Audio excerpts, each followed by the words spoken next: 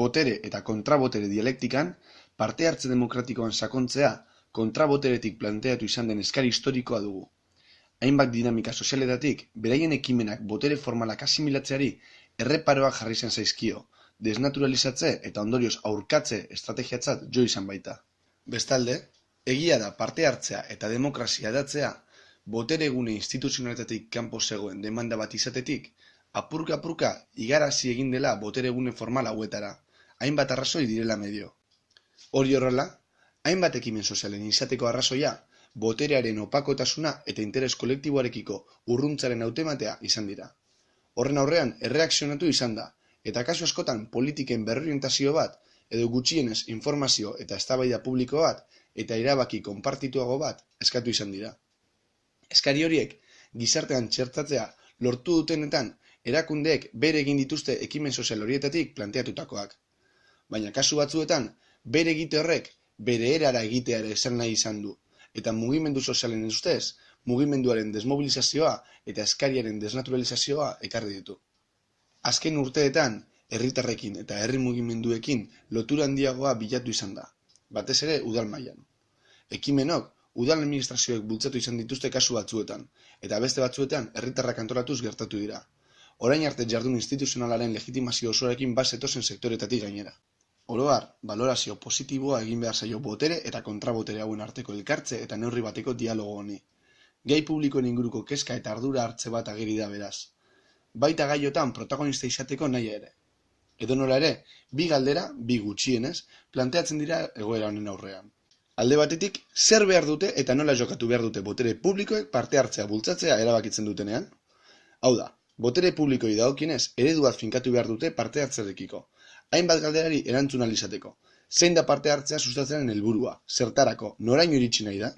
Eta beste alde batetik, gizarte mugimenduen edo herritarren eskari guztiak dira onargarriak eztabaida eta eramakimen publikorako? Hala ere, galdera hauei erantzuten hasi aurretik, parte hartze prozesuek duten kultura politiko aldatzeko nahiari buruz jardutea komeni da. Honela bada, kultura politiko aldatu nahi izatori, lotuta geri da demokrazia sakontzea eta gai publikoen gaineko ezagutza eta ardura gizartearen sektore zabalagoetara hedatzearekin. Honek suposatzen du, gizarte justuago, kohesionatuago eta iraunkorrago bat duela xede. Baina arazoa hain zuzen ere hori izan daiteke, esan gabe doala. Hitz potologiak dira, edukiak, ereduak, sistemak, funtzioak eta eragile bakoitzaren paperak zehaztu ezean, benetan eraginkorrak izateko. Hori dela eta beharrezko ikusten dugu, parte hartzearen inguruko argitze kontzeptuala egitea hasieratik. Zer ulertzen den parte hartzea ari garenean, eta zertan gauzatu nahi den kultura politikoaren aldaketa diogunean zehaztea. Kultura demokratikoaren inguruan jardutea beharrezkoa da. Botere publikoei dagokien galderaren erantzuna beraz, eredu bat finkatuz erantzungo da. Eta horretarako gutxienez argitu beharrekoak dira hainbat gauza. Zein da parte hartzea sustatzearen helburu orokorra eta zentzu zehatzak? Zertarako bultzatzen da parte hartzea? Noraino iritsi nahi da? Zeini zuzenduta dago? Zein sakonera du? Zein gairekiko planteatzen da? Eta horrekoen ondorioz nola egingo da? Ulergarria da parte hartzea hedatzearen aldeko apustua egiten denean, parte hartze esperientzia ahalik eta gehien metatzeko beharra. Baina ibilbide apurra egin egonda, aldi berean baita ere bere transzendentzia politikoaz jabetu behar da, eta beronekiko erantzunkizunez jokatu. Hau da, marko bat eman behar zaio, eta ez gara ari marko juridiko formal bati buruz, edo ez derrigorrez, metodologia puntualak eta tokian tokiko asmoak biltzeko balioko duen lurralde eredu bati buruz ari gara. Helburu politikoak, kontzeptualizazio konpartitu bat, eta sistema osatzeko lagunduko duten oinarriak finkatzeaz ari gara. Eredunen faltak, edo agerikoa ez izateak, hainbat arazo planteatzen dizkigu.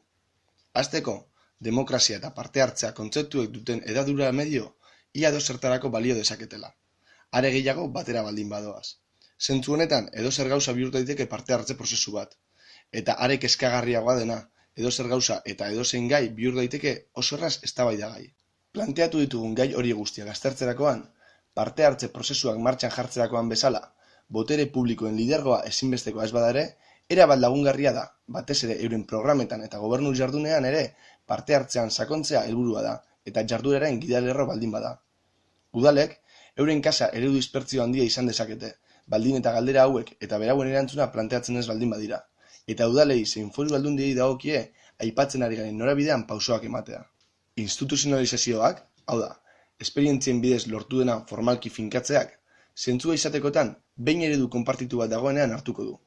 Kontsentsu politikoan, ahalegin handia egin behar da parte hartze ereduen lehia bera demokrazia zabaltzeko egitasmoen aurka joan ez dadin. Bukatzeko, ez da nahastu behar kontsentsu politikoa eta politikoen kontsentsua.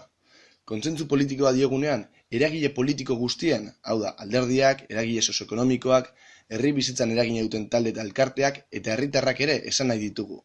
Finean, guztien parte hartzeaz ari gara eta.